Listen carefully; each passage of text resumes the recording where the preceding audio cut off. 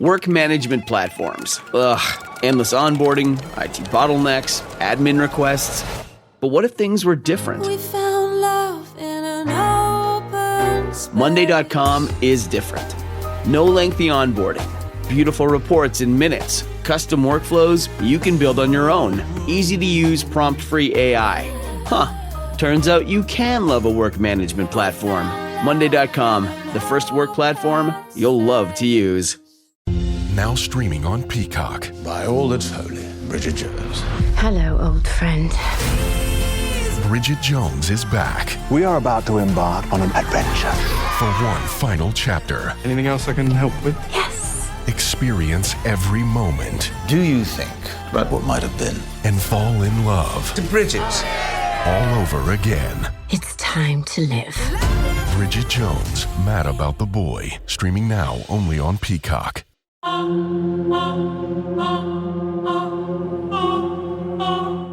All right, so we're back here with Laura Brand, serial killer whisperer, and today we're going to probably dive back into Lawrence Bittaker. And I don't know if this is all Lawrence Bittaker, right? Not Norris at all. Okay, because you don't have any recordings of him. I can't remember you. Oh, he refused. Exactly. So we're going to be listening to some Lawrence Bittaker recordings. They seem to be popular. People are requesting them, and she's got a lot of them. And but there's also something else going on, Laura. Laura has, I think she has a little announcement to make. So I do. So I just signed on to a major publisher for the Bittaker book, the long-awaited Bittaker book. So exciting. Yeah. So more details to come soon. The title is God's Not Here, Only Devils.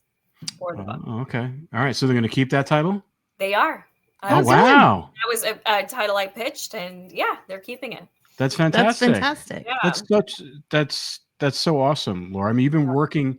I mean, I know you've been doing a lot of this work for a long time, but I know you really wanted to get this book off the ground, and we, I mean, we thoroughly believe in you, obviously. Oh my God, we're so excited for you. It's So gonna be amazing. So this is one of many, I'm sure. I mean, because you have so much information, and I think people really not only are interested in it, but they kind of need to know. Yeah. So Well, so that's awesome news, and I'm sure we'll have some more updates and when you can when they're actually going to launch it, and we can kind of put that on the website and everything like that. Definitely. But that's great. I think there needs to be a dismantling of death row too. Everything that kind of transpired, which you guys know, kind of. Yeah, I agree. I mean, I definitely think that needs to be discussed in depth about what happened. Oh yeah. Because no one's talking about it. They just kind of brushed it under the table, which is No one's talking about it. bizarre that no one has covered the fact that they And I shut mean, down San stuff Quentin. that went down that you guys know about that we haven't even spoken about. I mean, yeah, It's crazy. Yeah. Yeah, we'll have to. I mean, there talk was about one that. little thing. I don't even know if it was he was in San Quentin, but it was about that correctional officer that did that little cable show. Mhm. Was he at San Quentin? He was not at San Quentin. Actually, Rob and I speak to him often, but Yeah. we're going to try to get him on the show. Actually, Okay. Yeah, he was interesting because because he was talking about did you see in New York they had the correctional officers they're on strike Oh, I in didn't New know. York City. Oh yeah, no, the governor Catherine is that Kathy Hochul? Hochul. She had to call in the National Guard to go to the prisons because they were all picketing. See, I've been in the mountains for a week working on the book, so I haven't heard anything. Yeah, that's going on. That went on today. I think it's been going on for a couple of days now. Oh my God. Yeah, because of just a lot of what that other correctional officer said, the conditions and how they just, they're awful conditions, and these guys they let these guys literally get away with murder on the inside, and it just. I mean, yeah. But that's not what happened at San Quentin. No. A lot happened at San Quentin, but yeah, I'm sure a lot of that happened as well. Mm-hmm. Based upon. But that's not why they closed it. No. It was just. I don't know why. I mean, well, that's anyway. That's a whole nother episode. It is. It's a whole other episode. Really. Exactly. Yeah. All right, cool. All right, well, this first one is like about 9 minutes, Uh-huh. or it's almost 10. Who do you have any idea what he's Yes, talking about? I did listen to these before. So we're talking You about give us a headline.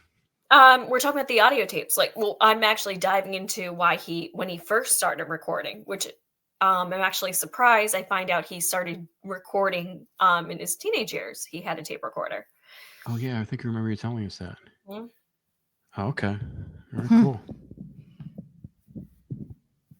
Do you think a lot of these call is oh. being recorded. Would you want to say? I was going to say, I mean, do you think that a lot of these killers, when they're teenagers, that's really the formative years for them to kind of Yeah. start? I think even before the teenage years. Really? I mean, really, yeah, with the sexual, paraphilia, that's going to even start before the teenage years. Yeah. Mm. But I mean, things Yeah. get cemented in, during the teenage years. Yeah. Yeah, it's so crazy. Yeah, like right at that puberty age, Right. because that's what that's where all the confusion comes from. Yeah. Okay. If you do not wish to be recorded, please disconnect at this time.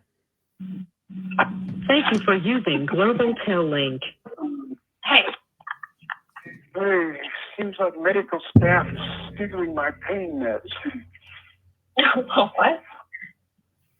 Yeah, yesterday they only gave me one of the Tylenol 3s in the morning and noon. I'm supposed to get 2. An hour and a half ago, they brought the morning meds. They didn't even have any of the Tylenols. Said he was going to go bring it back later. An hour and a half ago. Something's going on. I don't know what it is. They're skimming the drug or something.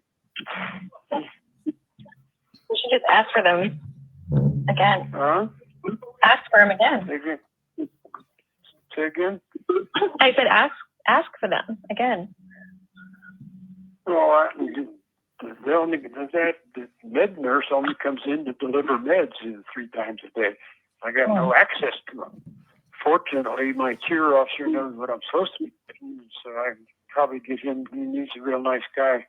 Probably get him to do something. If he doesn't, I'll just go man down and take me over to the hospital. It's so hard to listen I know. sometimes To him. Just trying to be human. Like you're not human. You're not human. He's not human. Yeah. He's not. What he did to those girls, he's not human. And to listen to him, I don't have my Tylenol. I don't care. It's pretty amazing. I know. How do you just? I mean, that's the thing. One of the reasons why we listen to that also is to just show what Laura has to go through in order to get the information that she wants to get from these people. It's just to listen to all of this crazy stuff all the time. And he sounds like, like a normal person. Like you don't know. Right. Yeah. I remember that, like, one of our interviews, this is a face-to-face interview where he goes, I was just like, you need to go to the hospital. Like, this is when he had cancer and he was like a skeleton. And I was like, you need to go to the hospital. And he was like, I'm so scared of needles. And I was like, you put ice picks through girls' ears. And I said it straight to him. And he said, he was like, I know, I know. And I'm scared of needles. And he's like, maybe that's why I did it. And I was like, no, you did it because you're evil. Yeah. But yeah, because he was evil. I can't believe you said that to him, though. I can't believe you. Oh my God. And then when you say that to him, what is his reaction? Like he was just like, no, maybe that's why I did it. He was like having like, I know, he says. Okay, at least he admitted it, not like serial killer X. I mean, at that point, and at what point in your relationship was this recording done? I forgot to ask that question. I don't remember what. You sound like really comfortable with each other, so it's got to be later on. It might be, but I feel like I get comfortable with them quick. Like I usually go hard with them pretty quick. It's kind of like, hi. Yeah, why waste your time? Exactly. You're a gunslinger. Yeah. Get in there. And okay. It's hard to listen to. They're falsifying the records and he's taking this stuff and, who are they going to believe? The staff if they give it to me or me not saying I didn't get it? Oh well. Yeah. I'm still like, I'm just blown away about the recording. Say that again? I'm still like blown away about the recording. I don't know why. Just nothing really unusual about it, other than the fact that I'm got a recorder at such a young age. Yeah, I guess I just didn't. I'm just surprised I didn't know that. Well, a lot of things you don't know, I probably guess. Well, you can tell me. So, your voice is distorted for some reason. I said you can tell me. I could tell you things? Yeah. I'm better at answering questions and bringing other things up. I even stopped and thought about whether I should tell you about the drugs, because it was unrelated to what we were talking about.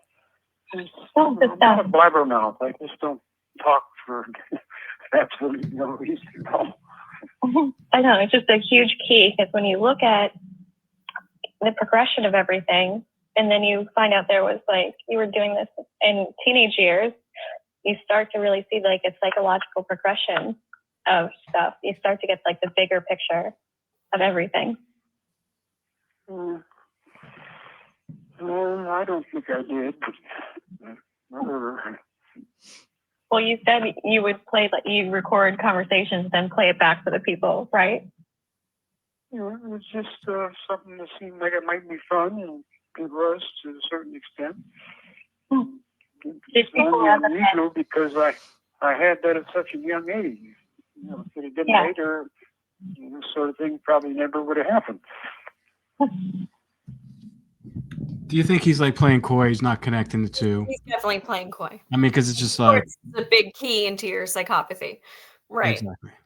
Your paraphilia, really. I mean, yeah, if you're doing it in teenage years, you have a tape recorder, and he was saying, he tape recorded his girlfriend, his first girlfriend that he always talks about till he was, till death. That he was recording her, like she took him to church, and he tape recorded the church session, them making out, and then he would record just conversations like with people.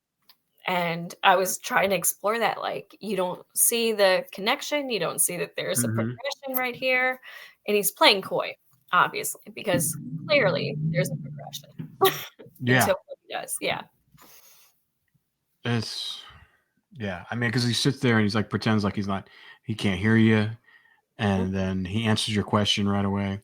And you're gonna see actually a move I do next, or maybe not next, but coming up, but to try to build some common ground and relate to him.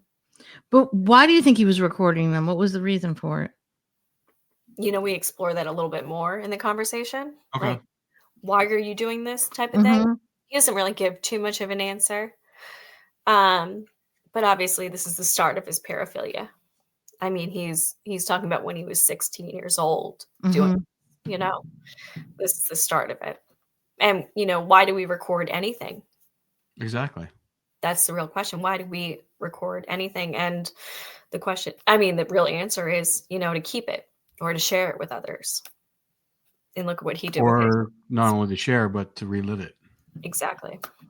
I think it's more about that than share with the others. So he's sharing, continually kind of fantasize. I mean, can you imagine if he lived today and he was on?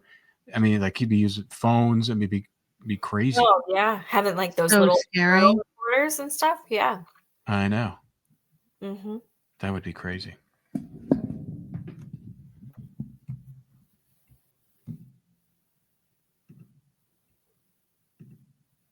going on here? There we go. So what, when you used to play it back for the people, did anyone ever get upset? Not that I'm aware of.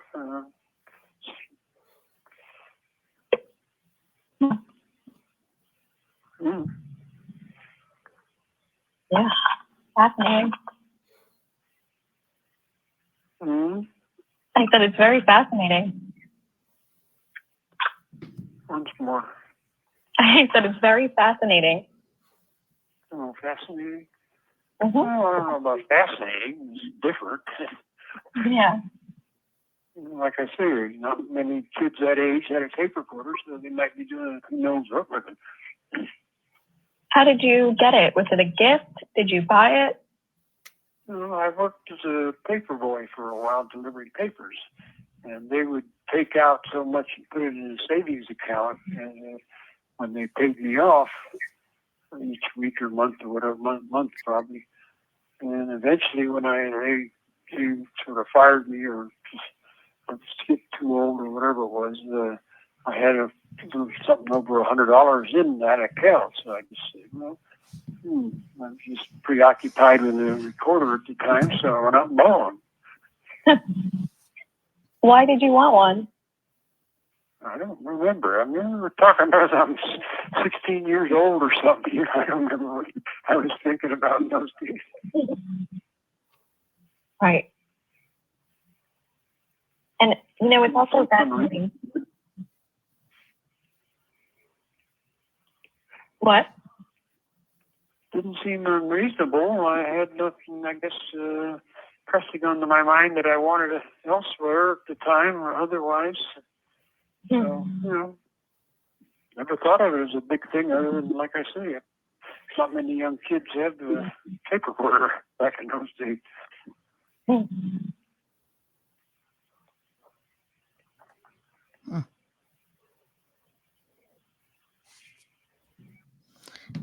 It's like he's really trying to normalize himself. That's what I was just gonna say. You can see he worked a job.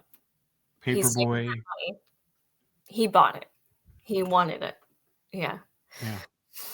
And then when I ask him why, he's downplaying it. Like, I don't know. But it's like, you worked a job. You saved up for it. You wanted this specific thing. You wanted it. I mean, you worked hard.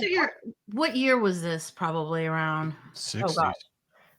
No, before 50s. It would have been Before- 50, like 56. 50s.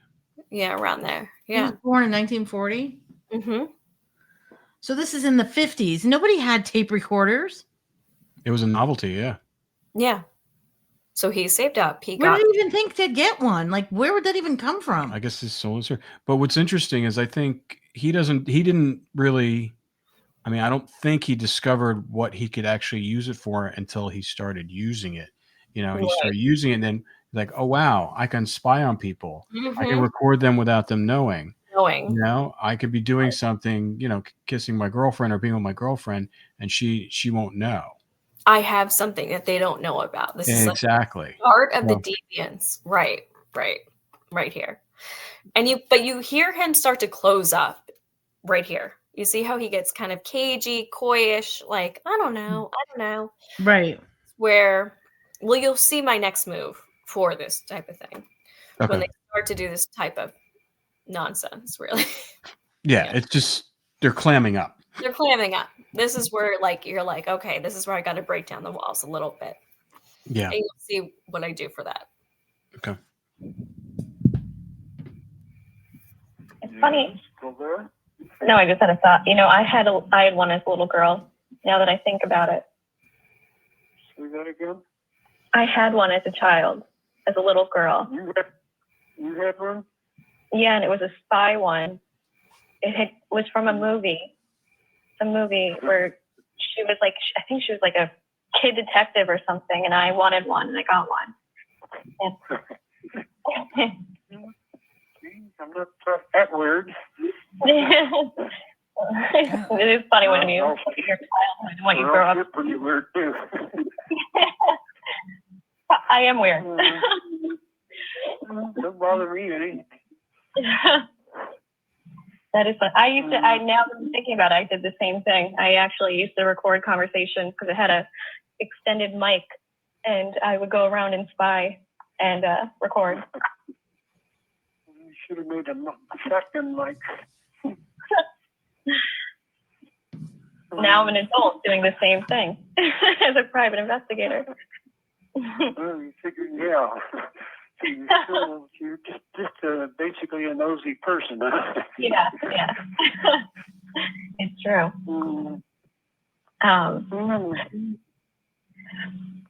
What else was I going to say? Another question or what? No, never. Not with you. You're hiding stuff from me. I'm not hiding anything. You ask anything you want, I'll try to answer it. Other So days, there's one This thing that I call like. and your telephone number will be monitored and recorded. Pause it right. possibly some dirty or painful stuff. What were you gonna say?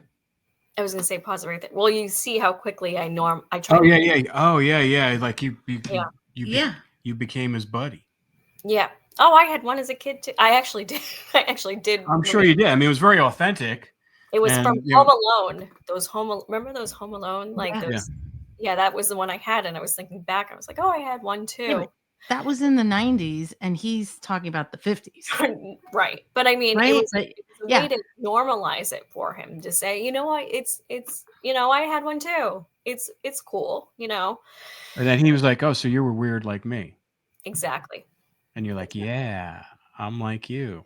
Yeah, I'm weird too. I'm weird too." But that's really what you have to do with these guys. Is like, oh, that was you. Oh yeah. I mean, it's you gotta create that rapport, and there's got to be a commonality. There's got to be a bridge. So I mean, it's so hard sometimes to find that common ground. Like here I am trying to find common ground with him taking, like snuff film audio recordings. But it's like, how the hell do you do that? But I, bring it back to his childhood. And he's talking about it when he had it at 16. I'm like, you know what? I had when I was a kid too. I used to audio record.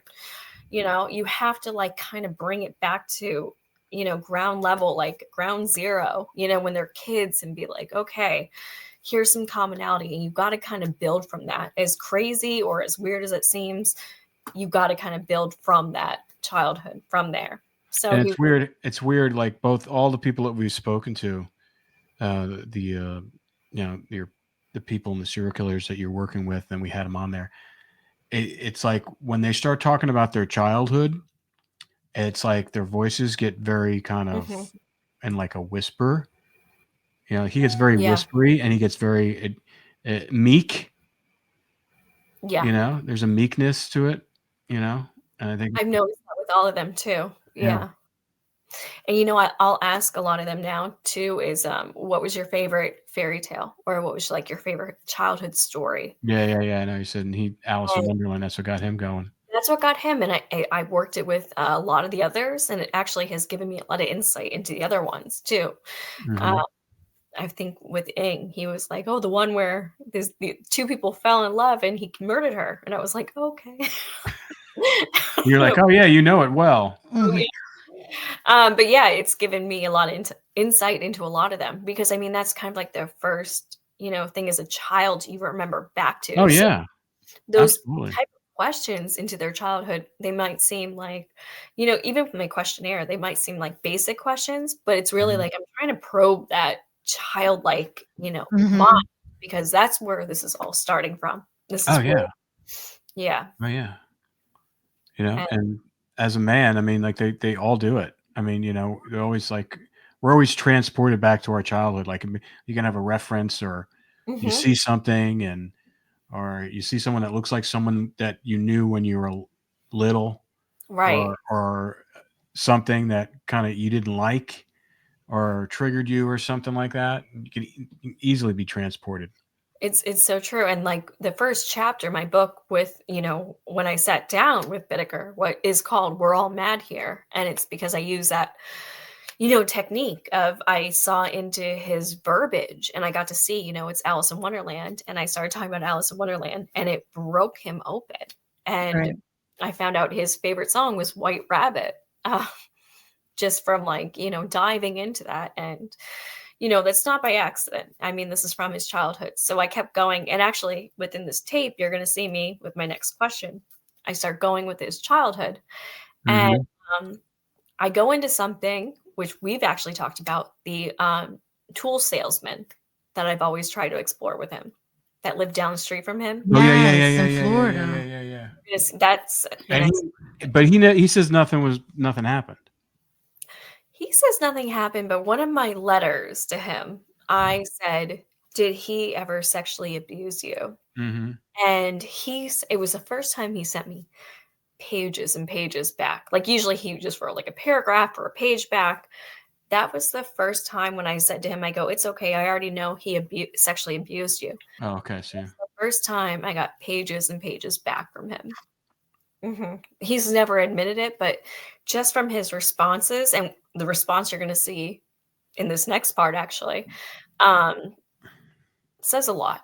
Well, yeah, because I mean that whole tool man, right? It's like seriously, like he grew up with this pedophile tool man who had tools, and then he grows up to become the toolbox killer. Right. Like, it's just insane. And why, out of everything in his childhood, like anytime we sat down talking about his childhood, he would bring this guy up, and it was just like, why do you keep bringing this guy up every single time? Yeah, but then downplaying him. Inspired him to do some bad things. That was the first time he just wrote me pages. I can't remember if I asked you this question. If you ever asked, did you ever ask him if he was bisexual? Oh yeah, yeah, he was, right? Oh yeah, I have tapes of him actually. Yeah. Oh, okay. Talking about. Sorry. Didn't he have actually, you know what? I'll give you guys those tapes maybe next week. Where it was my first time. There's a recording where he goes, "Wow, you seem really surprised that I was bisexual," and I was like, I didn't know. And he was like, "Yeah," and he starts going all into it. Interesting. And he used to say to me, like, I would come in to San Quentin, as crazy as it seems, and he would say to me, LB, always rocking the LBD, like little black dress. And I would be like, what? And he'd be like, I read Cosmo. Like, yeah. He was a pretty yeah, I mean, not many men know what the LBD is. Yeah. Everyone's like, did he ever get creepy with you? And I'm like, please say to me, LBD. Creepy, and every time he talked to you, yeah. I always say, do you have the French manicure? Like he was pretty bi, I would say. Wow. Okay, I think there's like 40 seconds left of this tape. Yeah, this is where the toolbox. Yeah. Try not to dislodge the plug when you get out of it. Are you talking to me or somebody else? Somebody mopping the floor. Well, you know what else I always thought was fascinating was the neighbor you talk about when you were living in Florida. Which neighbor? Kids on the street? You said it was like a salesman down the street. Yeah, is that the one, salesman? I don't know what he did. What do you remember about him? I said, what do you remember about him? I remember you mentioning a guy who lived down the ways from the motel, and he was the only neighbor. Really? From the motel? Yeah. No, I'm lost here. Let's start over again. Where am I at? When am I at? You're a child. You're at the motel in Florida. Okay, I didn't know anybody. I knew there was a traveling tool salesman that lived in a big house across the street. I don't even remember ever having any conversations with him. I remember talking to his wife a couple of times. They weren't somebody I hung out with or anything. How did you know what he did for work? Because when I went over and visited one or two times, somehow became aware there was a lot of tools around. So I asked him, apparently, and found out. He just told me what he did for a living. Was that, Okay, I gotta go. Okay. Okay. Call you when I can. Tomorrow morning? Okay. Yeah, that's fine. Wow. Yeah. Yeah, you hit a nerve with that. A nerve. Mm-hmm. Yeah, like you know who it is. The I don't salesman. know what you're talking about. Oh. No idea what you're talking. Oh yeah. Oh, That's so strange because all right, so you would think that he would want to tell you so that he could blame why he did the things he did on that. Right. You would think, like, finally, and I said to, I talked to Dr. John White, because Bittaker had just started opening up about touching on the necrophilia subject right before he died. And I told this to John, And John was like, could you imagine if you had more time with him? And I was like, I know, if I had just had more time, like I was, it's like the onion, you're still unraveling it. And this was always the sorest subject with him, is because I brought up, this guy in Florida, I would go back to him constantly throughout the years. Yeah, I've heard you ask him multiple times on many, many different recordings about him. This is too weird. Okay. From childhood, this guy was a traveling tool salesman. And then he's always like, I didn't know who he was. Oh, Right. well, yeah. When I went over to the house, I was over there a couple times. Yeah, I was over there a couple times, but I never knew them. Right.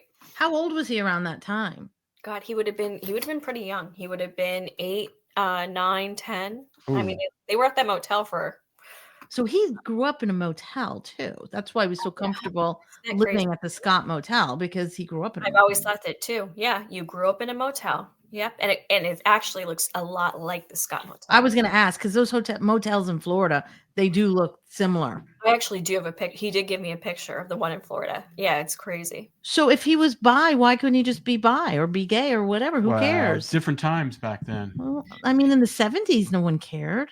Well, you know what's weird is, so when he got the cancer diagnosis, Dear old work platform, it's not you, it's us. Actually, it is you. Endless onboarding? Constant IT bottlenecks? We've had enough. We need a platform that just gets us. And to be honest, we've met someone new. They're called Monday.com, and it was love at first onboarding. Their beautiful dashboards, their customizable workflows got us floating on a digital cloud 9. So no hard feelings, but we're moving on.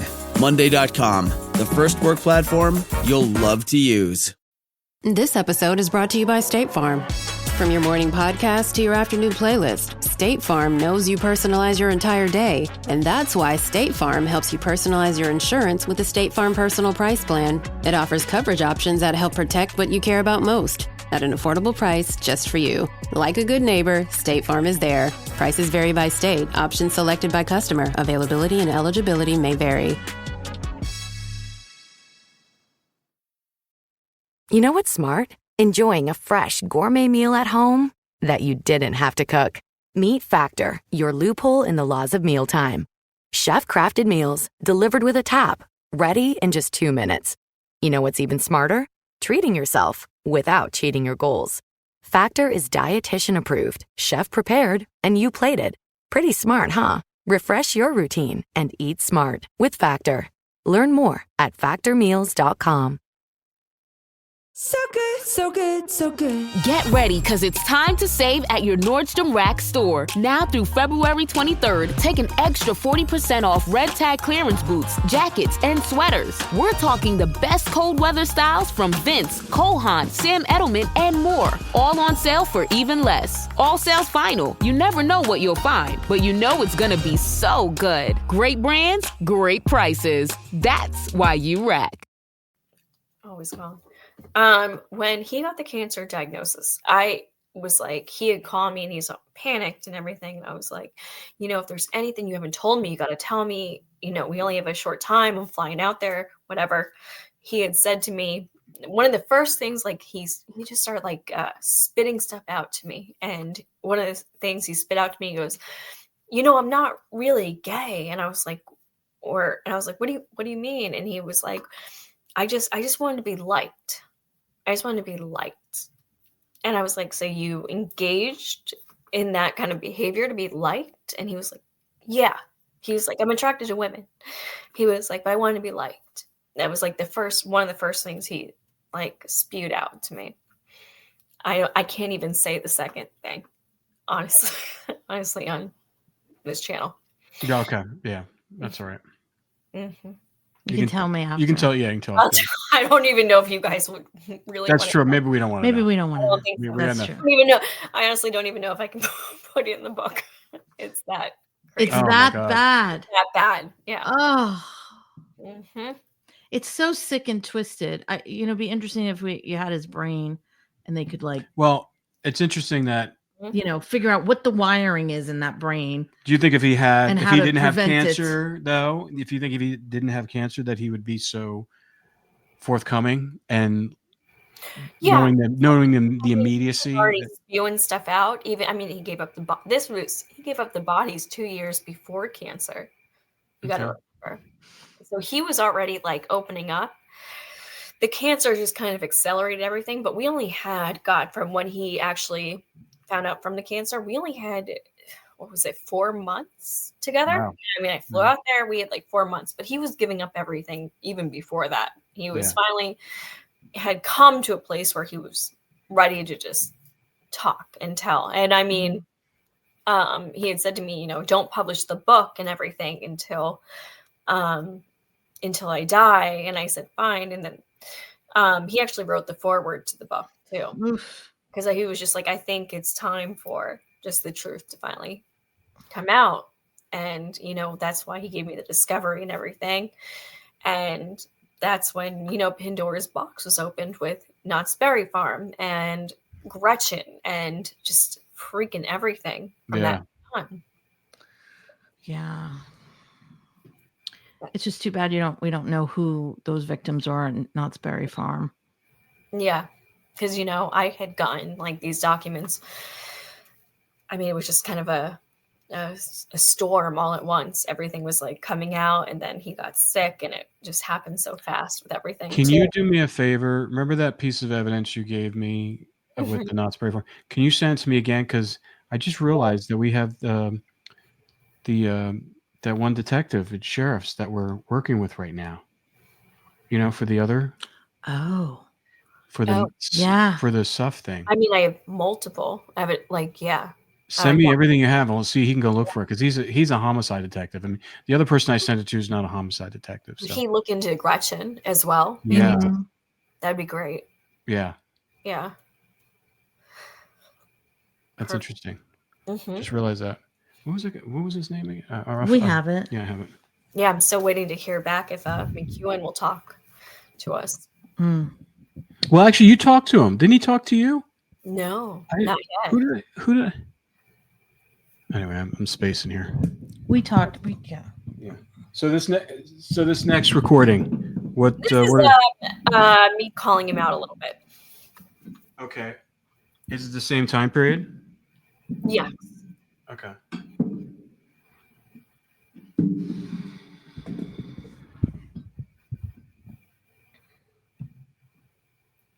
This call is being recorded. If you do not wish to be recorded, please disconnect at this time. All right. Hey. Okay. All right. So here's my point. To say like you guys going up the mountain and nothing was planned. Here's my whole thing. Like, you know how Roy, tells people like, oh, I was on drugs. I had no memory of the murders. Yes, he led the police to the bodies of the victims. Like, do you hear like how ridiculous he sounds to people? Well, that's his story, I know, but like, maybe I don't know. Do you think it's ridiculous? Yes or no? Do you think it is? Say that again. Do you think it's ridiculous? Well, I know it's not true. It might make a decent defense if he's going to do it. I know, but I'm saying as a person, hearing somebody say, "Oh, I was on drugs the whole time, but here are the victims, and here's where he put them." The guy knew he wasn't doing that. At most, he might have a little grass once in a while, but certainly nothing else. I know. Getting that doped, I wouldn't even gotten involved with him. I'd just take him home and I'll see you later. In your personal opinion, though, do you think? I know. Trust me, I know, but I'm saying, doesn't he sound ridiculous as a person to say that he has no memory, but then he leaves places with the bodies? Like, it's I missed too much of that. What? Here's my only point: is when Roy says that, he loses all credibility with everything. I mean, when you say that kind of statement, you lose all credibility. And when you say the murders weren't planned, I feel like you lose credibility. Do you hear what I'm saying? Like, you and Roy went to mountains in April. Before, Hold on. I'm a little confused on what you're trying to do. Are you trying to get him to flip on Roy? Mm-hmm. Well, I'm actually using Roy as an example to say, doesn't he sound ridiculous? Okay, so doesn't it sound ridiculous when you went up there in April and nothing was planned? Yeah. I'm trying to circle, but he's Got it. You're trying to get him to say that they But he's planned it. not. He's too smart. he's kind of like- like going, well, I guess that's a good defense. And I'm like, Yeah. no, but like it's kind of ridiculous that saying nothing was planned and you guys are up there in April. But I'm trying to get him to say, okay, so if Roy sounds ridiculous, now let's go to you type of thing. Mm-hmm.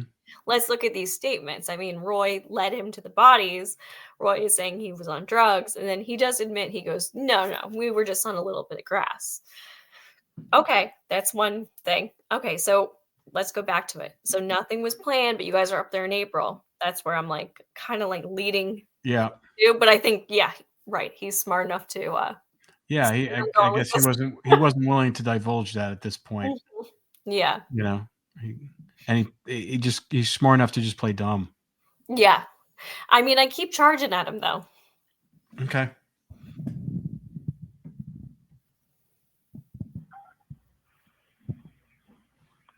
I'm missing too many of your words. The fidelity on this is wacky. I said, you guys went into mountains in April. We did what? You and Roy went up San Gabriel in April. Yeah. Yeah. So, Why? One reason was looking for a place to grow some grass. And I was familiar with that area, and so, okay, we'll take a drive out there. Over there is where I was in the youth camp. Used to run around here fighting bush fires. It was just a place I was familiar with, so I'd show it to him, and we thinking about growing some grass. Wow. It also would serve as a place where subsequently happened. But then again, I could have found a place a lot closer to home. That one there was just, been there, done that. Okay, it's available. People act like we sat down in the morning before we went out and said, okay, we'll go here, we'll look for that, and we'll pick up that, we'll then do this, and then we'll go there. And, none of that. We just go out and driving around. She said, hey, there's a nice girl. We could pick her up or not. And it's like, so he's just saying it would just be spontaneous, and it was kind of like it's not funny because it was spontaneous. So when they would drive around, they would pick a girl on the spot. So that's why it wasn't planned. It was spontaneous. That's it. Mm-hmm. But they already had the lock cut off. It's all BS. This was all premeditated and planned. Everything was premeditated. Just because you pick a girl on the spot doesn't mean that you didn't go and break the fire lock off of the thing in April. And now it's, July or August, and you're bringing a girl back up there. Yeah. That day, you just spontaneously said that girl. Doesn't mean, it's still planned. It's just crazy how he managed to find Norris. They found each other, these two. Yep. And they did these horrifying things to just random girls, just random. They had shootmen, while they're in CMC, they had a whole group there, which is in my book. You hear all the names of this group. And Jackson was out there with them too. It's scary. Like, you think, how could two of these guys find each other? But then you actually find out it's more than two. Well, it's because they put them together. Yeah. But they still, even in prison, like, if you harm a child, if you're a pedophile, you're targeted in prison. Right. These guys still were able to find each other in prison, and get out together and, put these plans into formation, which is... It's crazy. Like I said, that whole time period in Los Angeles. Really, really scary. I think Douglas Clark is like living vortex of hell away open. from him, and he knows, the Hillside Stranglers and Alcala's at the, in the San Gabriel Mountains, and also at Knott's Berry Farm the same month that Bittaker and Norris are there. Mm-hmm. It's crazy. All right. Let's see what else you I think said. it's amazing that he could sit here and try to spin this that he just went up there to smoke weed. Or to grow grass. To grow weed, yeah. I mean, Yeah. come on, it's just insanity. Mm-hmm. And he thinks you're gonna buy that? He knows you're smart. Picture of him cutting off the locks. I have the picture of him cutting off the locks. Yeah. He took a picture of it. Norris took the picture of That's him. what I'm saying. They took a picture to. Mm-hmm. That's the thing that's so weird too. Like, I mean, that's how he ends up getting caught because he's recording everything, right? Right. That's how he ends up getting caught. You would be surprised how many people, like when I did the Crime 360, I did over like 200 investigations. So many idiot killers would have, oh, do you own that gun? Did you ever fire a gun? No. And they go through his phone and he's got the murder weapon. He's just like going like this, taking a picture of himself. So That happens stupid. so many times, Ridiculous. Yep. you know? And then a photograph clear enough where they can see the serial number. It happens more. The exact same caliber. Wow. Everything. Yep. But, it's just amazing how people, they just don't think. Or they're No. not thinking because they're just... I mean, I'm sure they weren't thinking... I think Bittaker was thinking. I don't think Norris was thinking. He was probably thinking... He was much more kind of a... in the moment guy. And then... Well, if you look at how they Bittaker seems like he was the only... He would be the one that kind of just plans things more. Yeah. I mean, Bittaker was like just such a planner. I mean, Norris is why they got caught. They didn't find any evidence from Bittaker. All the evidence was found on Norris, and which is scary to think, there's still that buried evidence from Bittaker, and he had the majority of it too. Yeah. And these roads, I mean, these were Bittaker's roads from his teenage years. Ugh, it's so scary up there. Yeah. All right. Almost done.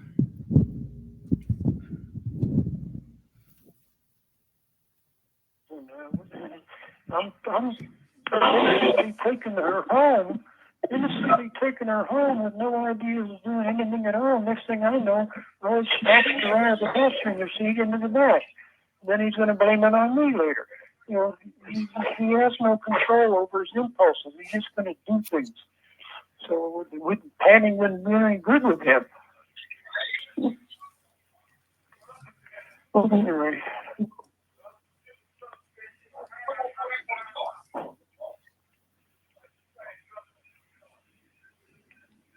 That's it.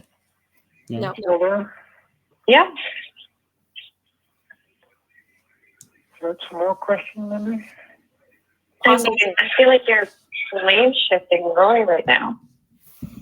Wait, a lot of times what I will do is like when they're spewing bullshit like that is I'll just get dead silent. Oh, yeah. Trying to create the awkward space of like, I know you're bullshit. Just, yeah. Because it's just like, psychologically, when, someone stops talking, the other person tries to automatically, fill the space. So when I know they're bullshit, you will hear me get dead quiet. Yeah, I know. It's like your blink test. Who's going to blink I'm first? just waiting for them to get one. And he blinked first because he said, was that your question? Yeah, exactly. So yeah, there is a lot of times where I'll get dead quiet because I'm just waiting for them to continue. And I'm just waiting for they say next. Yeah. And he goes, next question. Yeah. That's funny. All right. It looks like there's only a few seconds left of this. Let's see what the answer is. He is blame shifting Roy. He is.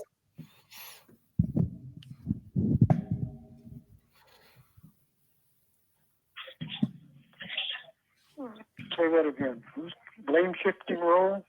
Yeah. Who, me? Yeah. What, I'm blaming him for him?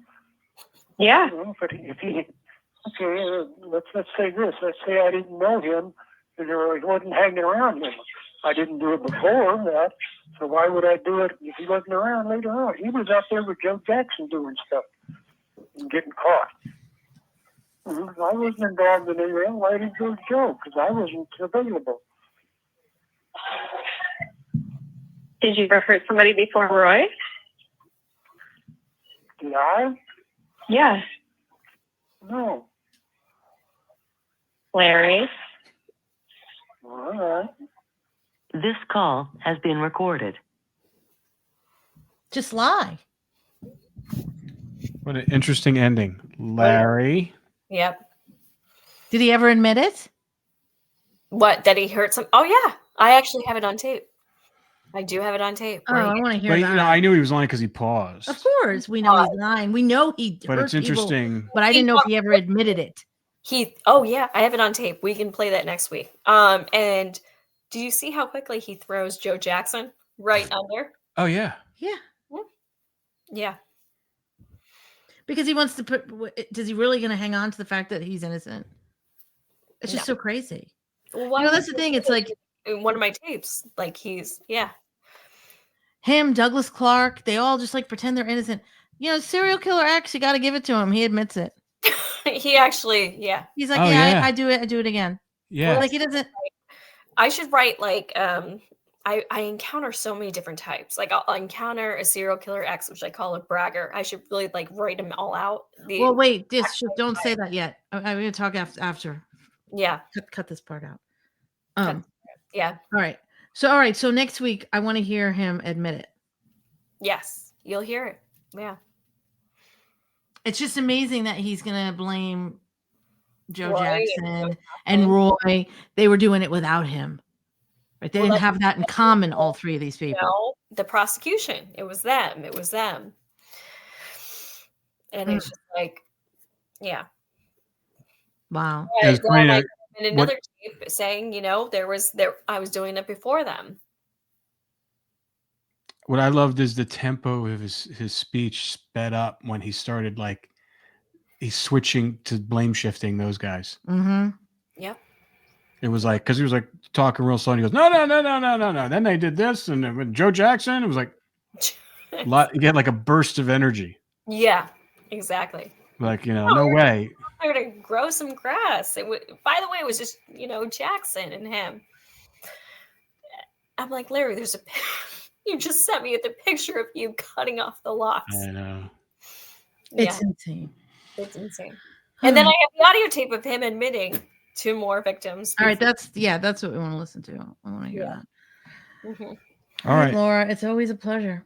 Exactly. It's always and crazy. congratulations again on your book. Congratulations. We're so excited and proud of you. It's wonderful. We'll give some updates soon. Great. Yeah. All right. Till next week, Serial Killer Whisperer.